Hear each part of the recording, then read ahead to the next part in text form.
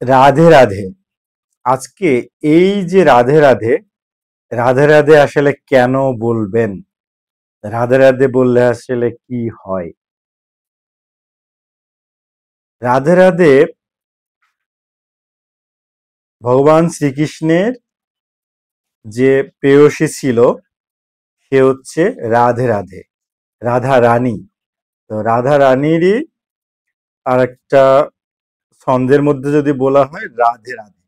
তো এই রাধে রাধে নামের শক্তি আপনারা যখন নিবেন তখন বুঝতে পারবেন এই রাধে রাধে নামের শক্তি। দ্যাট মিনস হচ্ছে ভগবান শ্রীকৃষ্ণ সবচেয়ে বেশি খুশি হন, তুষ্ট হন, সন্তুষ্ট হন হচ্ছে রাধে রাধে বললে। রাধা রানীকে স্মরণ করলে, ভজনা করলে সবচেয়ে বেশি খুশি হন কে? ভগবান শ্রীকৃষ্ণ। তো এই রাধে রাধে এই নাম বললে ভগবান শ্রীকৃষ্ণ সবচেয়ে বেশি খুশি হয়। পৃথিবীতে এমন কোনো বিপদ নেই যে রাধারানীর কৃপায় আপনার সমাধান হয়ে যায়।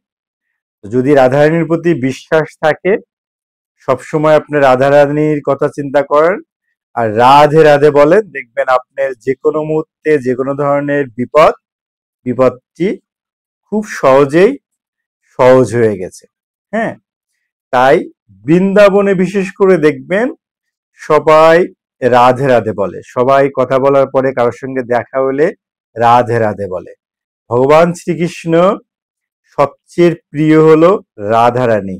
আর এই রাধারানী কথা রাধে রাধে যদি কোনো ভক্ত খুব হৃদয় থেকে, নিষ্পাপ থেকে, শুদ্ধ চিত্তে, শুদ্ধ মনে যদি এই রাধে রাধে বলে, ভগবান শ্রীকৃষ্ণ সবচেয়ে বেশি খুশি হন, সন্তুষ্ট হন।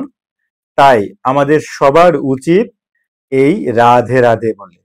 আর এই রাধে রাধে বলতে বলতে রাধারানীর কৃপা যদি আপনার হয়, তাহলে ভগবান শ্রীকৃষ্ণকে সবচেয়ে সহজে আপনি লাভ করতে পারেন। আর ভগবান শ্রীকৃষ্ণকে লাভ করতে পারলে গোলকধামে যেতে পারবেন, যে গোলকধামে গেলে এই মানুষের আর কোনোদিন জন্ম গ্রহণ করতে হয় না। অর্থাৎ অলৌকিক জীবন, অনন্তকালের জন্য জীবন, এটা একমাত্র গোলকধাম বৈকুণ্ঠতে গেলেই সম্ভব। ঠিক আছে, তাহলে রাধে রাধে বলার মধ্যেও সহজে গোবিন্দকে লাভ করা যায়, ভগবান শ্রীকৃষ্ণকে লাভ করা যায়। ভগবান শ্রীকৃষ্ণকে লাভ করলে তার আর জন্ম হয় না। অর্থাৎ মানুষের সবচেয়ে শ্রেষ্ঠ কর্ম, বেস্ট কর্ম, সেরা কর্মটা হচ্ছে শ্রীকৃষ্ণকে নিয়ে কর্ম করা, শ্রীকৃষ্ণকে সন্তুষ্ট করার জন্য, শ্রীকৃষ্ণকে লাভ করার জন্য। তার জন্য সর্বদাই স্মরণে গোবিন্দকে ডাকতে হবে, কীর্তন করতে হবে, তারপরে গীতা পড়তে হবে, চৈত্রামৃত পড়তে হবে, চৈতন্য ভাগবত পড়তে হবে, সাধু সঙ্গ দিতে হবে। এভাবে দিতে দিতে ভগবান শ্রীকৃষ্ণকে সন্তুষ্ট করা যায়। ওকে, তেমনি রাধে রাধে বললে, রাধা রানী সন্তুষ্ট কৃপা করলে কৃষ্ণ প্রেমে, হরে কৃষ্ণ মহামন্ত্রের প্রতিও আপনার প্রেম আসবে, পঞ্চতত্ত্বের প্রতি আপনার প্রেম আসবে, বৃন্দাবনে যাওয়ার জন্য আপনার মনে ভক্তির উদয় হবে, যেতে পারবেন, ভগবান শ্রীকৃষ্ণকে আপনি লাভ করতে পারবেন।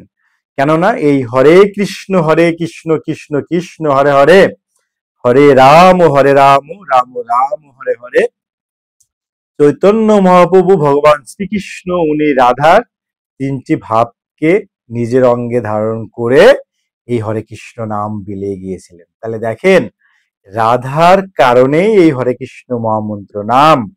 সেই ক্ষেত্রে তাহলে রাধে রাধে বললে কি হতে পারে? আসলে বেসিক্যালি কি, রাধে রাধে আপনি না বললে বুঝতে পারবেন না। অতএব আমি সবাইকেই বলবো, কাজের ফাঁকে মানুষের দেখা হলে সবকিছুতেই রাধে রাধে আপনাদের বলা উচিত।